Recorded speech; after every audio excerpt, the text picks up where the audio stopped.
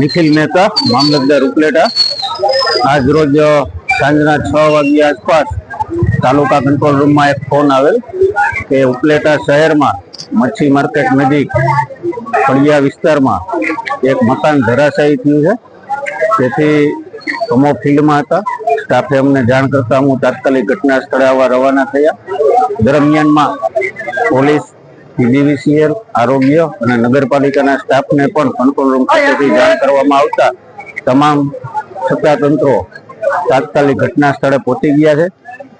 અહીંયા એક મકાન ધરાશાયી થઈ બાજુનું એક જે મકાન હતું એની ઉપર એનો કાટમાળ પડ્યો। બાજુના મકાનમાં કોઈ યાસીનભાઈ નામના વ્યક્તિ છે એ નોનવેજ વેચવાનું કામ કરતા હતા।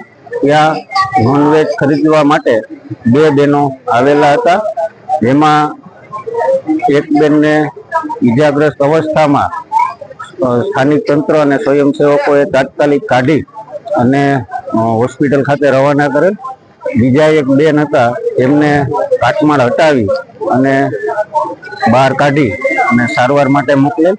જેમાંથી એક બેનનું અવસાન થઈ ગયેલ છે અને એક બેનને વધુ સારવાર માટે જુનાગઢ ખાતે રિફર કરવામાં આવેલ છે।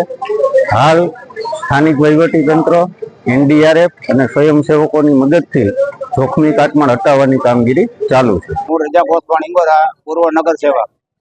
આ મચ્છી બજારની માલિકો દુર્ઘટના બદલ એક મકાન જૂનું હતું, કમસે કમ 70-80 વર્ષ જૂનું હોય છે, 100 વર્ષ હોય તો કહેવાય નહીં। એની માલિકો બે બાયું દબાઈ ગઈ હતી। ગીતાબેન કાયદે સલામત છે એવું દેખાણું એને દવાખાને પકડ્યા અને મનુકાબેન છે એ ગંભીર હાલતમાં હતા, એ દવાખાને લઈ ગયા છે। શું હાલમાં છે, જીવતા છે કે મરી ગયા કઈ ખ્યાલ નથી પડતો હજી। આંબીલાનું મકાન હતું, મચ્છીવાળા આંબીલા કહેવા થાય। ઘટના સ્થળ ઉપર મામલતદાર સાહેબ આવી ગયા છે, એનડીઆરએફની ટીમ આવી ગઈ છે અને પોલીસ પણ આવી ગઈ છે। પબ્લિકને એક બાજુ હટાવે છે અને બધું થોડુંક બાકી છે એ પાડવાનો એ પછાડે છે।